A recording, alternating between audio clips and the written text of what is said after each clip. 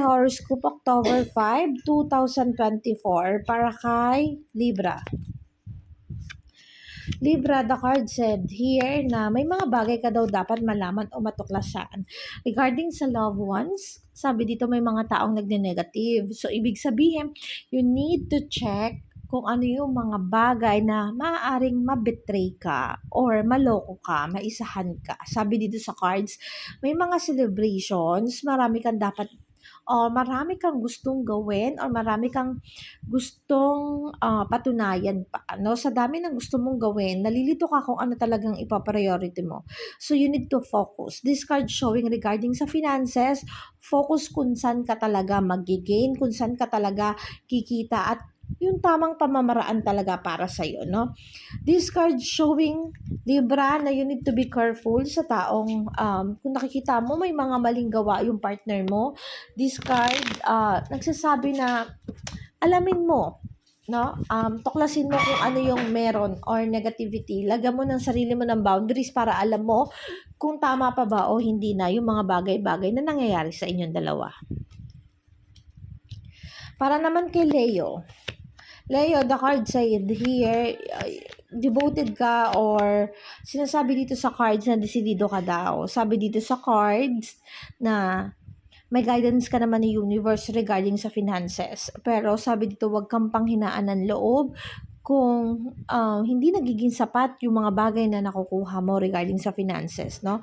Sabi dito sa cards, matatapos daw yung mga sigalot, yung mga betrayal, pero don't expect na magkakaroon ng or matatapos kung ano yung kaguluhan na meron in the relationship. So, ibig sabihin, kailangan kumalma, maghinay-hinay, mag-ingat sa paggastos.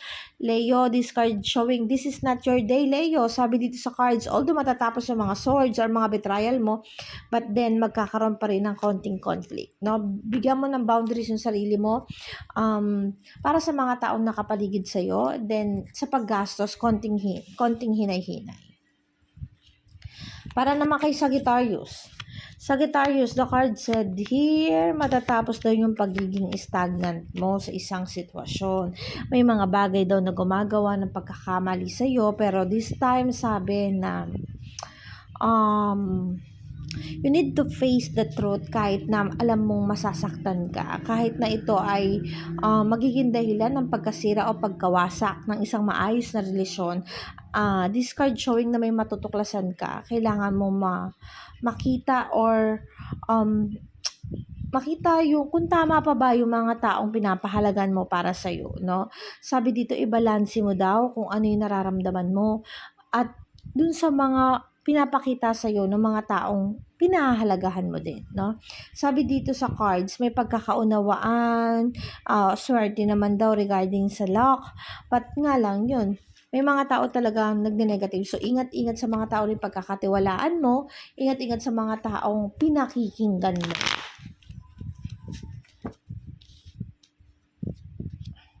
Capricorn, the card said here, matatapos daw yung mga betrayal na nangyari sa'yo. Although, this card showing na injustice ito magkakaroon na ng konting conflict regarding sa relationship.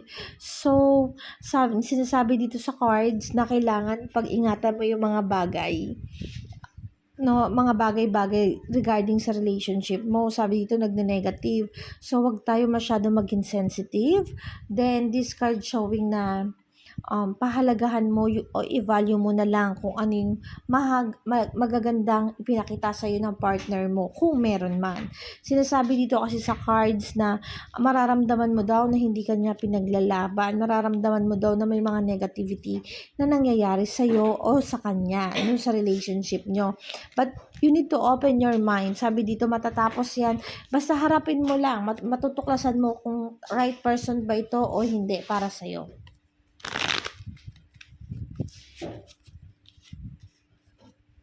Para naman kay Scorpio,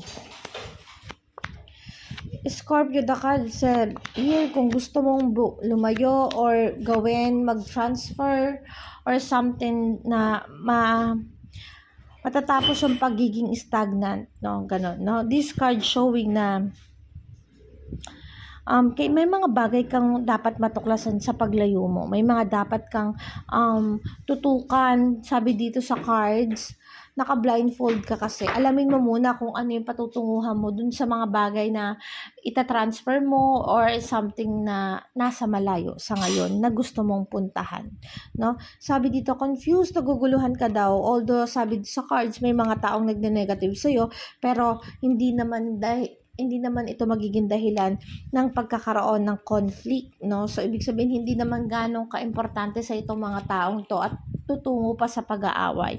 But this card showing na you need to check everything. Kailangan mag-focus ka muna dun sa mga bagay na pupuntahan mo, sa mga bagay na gusto mong maiba.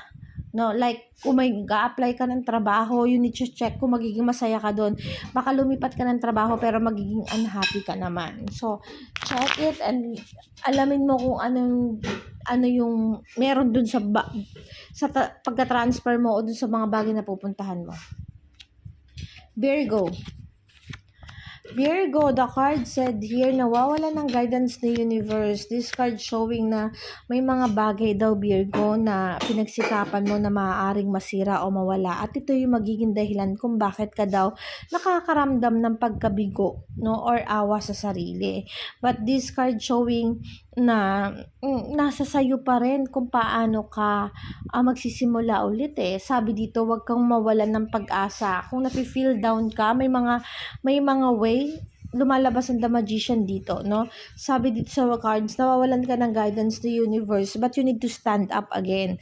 You need to fight and to make decision, yung maresolba ba kung ano yung mga problema na kinakaharap mo. Hindi pwedeng ma-stagnant ka lang at hindi ka gagawa ng aksyon sa mga problemang kinakaharap mo ngayon, Virgo. Do something fruitful for you.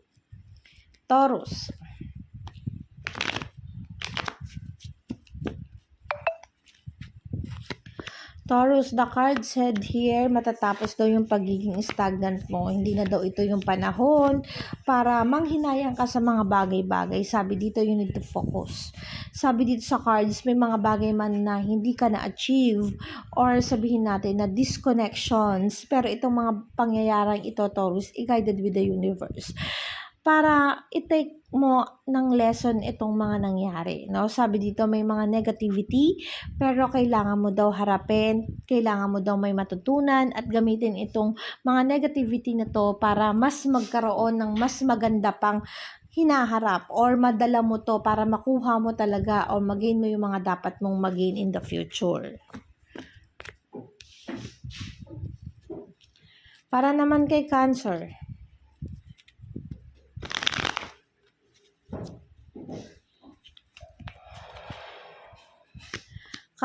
the card said here, sinasabi sa cards, nagne-negative yung araw natin ngayon. Sabi dito, sa cards, may mga tao doon nagne-negative sa'yo. Sinasabi dito sa cards na huwag ka masyadong dumepende sa ibang tao, Cancer. Sinasabi rin dito sa cards na hindi lahat ng taong akala mong tutulungan ka ay nandiyan talaga. Sabi dito, makikita daw yung kahalagahan mo, nakikita daw yung mga pagsisikap mo, pero darating pa rin yung time na hindi pa rin sila sasang-ayon. Ibig sabihin, makita nila naghihirap ka o nagpupursige ka sa isang bagay na gusto mo, but then the card said here, hindi sila makikipag-cooperate. So, lessen your expectation sa mga taong akala mo or mga taong involved sa'yo. No? Lessen yung expectation kasi masakit kapag pagka tayo yung pagka umaasa.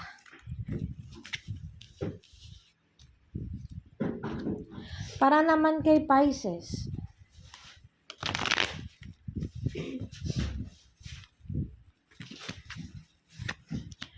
ang celebration ito, sinasabi sa card na mawala ng guidance ng universe. Sabi dito sa card, you need to focus. May mga paparating na blessing sa'yo, but kailangan mong harapin or mag-focus. Sabi dito, mailagay sa tama. Sabi dito sa cards na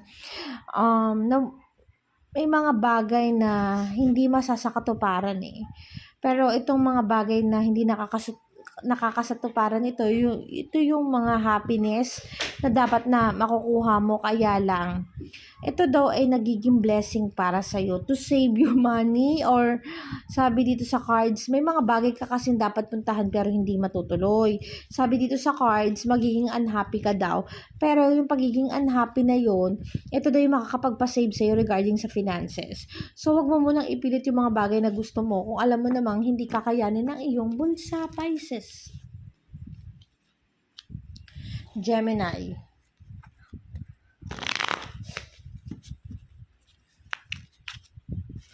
Gemini, the card said here, matatapos daw yung mga yung mga kabiguan, stress.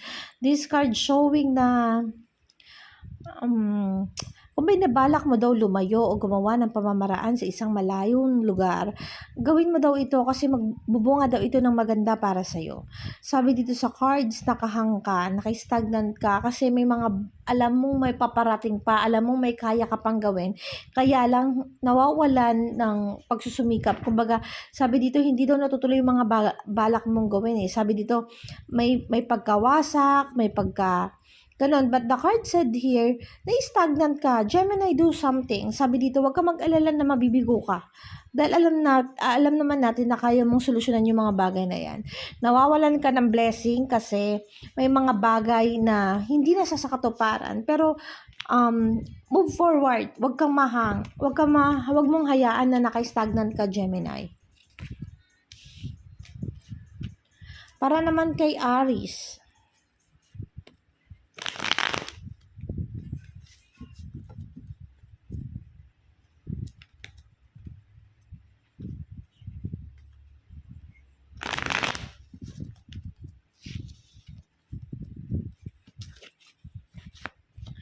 Aries, the card said here, the world dito. Ibig sabihin, magandang araw mo sa ngayon. Sabi dito sa cards, matatapos daw yung kabiguan mo. Kung may mga naging alitan man, dun sa mga taong nakapaligid sa'yo, sabi dito matatapos yan.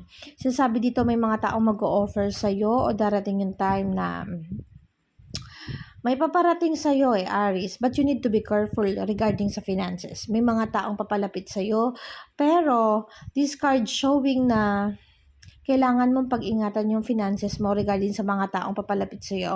Maaaring may mga taong nalalapit sa iyo para utangan ka or something. Nagde-negative yung finances mo, Aries. So, ibig sabihin, you need to be careful. Huwag masyadong magtitiwala sa mga taong estranghero na pupunta at lalapitan ka para manghiram ng utang or sabihin natin na paasahin ka. Ha? So, check. Sabi dito, may makakapagkasundo, may maaayos na problema, pero you need to be careful. Aquarius, the card said here, Aquarius, na may paparating daw na blessing sa'yo. Wishes come true. Sabi dito, wag ka daw masyadong maguluhan. Sabi dito, gumawa ka daw ng pamamaraan. Wheel of Fortune ay nakabaligtad. Sabi dito, ay nakaharap. Ibig sabihin, nasa sayo na yung luck. Nararamdaman mo na yung luck o swerte. Sabi dito, kailangan mo lang mag-focus o wag ka mag-alinlangan.